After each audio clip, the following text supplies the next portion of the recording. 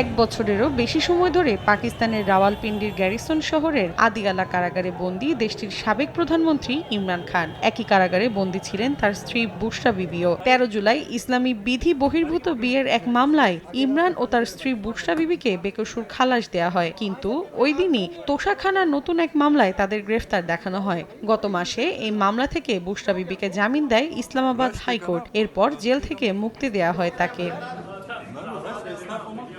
এরপর স্থানীয় সময় বুধবার নতুন এক দুর্নীতির মামলায় পাকিস্তান তেহরিকে ইনসাফের প্রতিষ্ঠাতা ইমরান খানের জামিন মঞ্জুর করেন ইসলামাবাদ হাইকোর্ট। দেয়া হয় মুক্তির আদেশও। তবে এত কিছুর পরও সাবেক প্রধানমন্ত্রীকে মুক্তি দেয়া হবে কিনা তা এখনো স্পষ্ট নয়, কারণ তার বিরুদ্ধে এখনো দুর্নীতি থেকে শুরু করে সন্ত্রাসবাদের আরও অনেক মামলা রয়েছে। পুলিশ জানায়, ইসলামাবাদে ইমরান খানের বিরুদ্ধে 62টি মামলা দায়ের করা হয়েছে। পাঞ্জাবে মামলা রয়েছে আরও 54টি।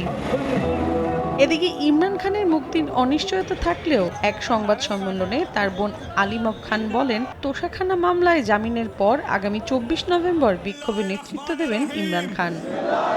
মৌসুমী সাথী, সময় সংবাদ।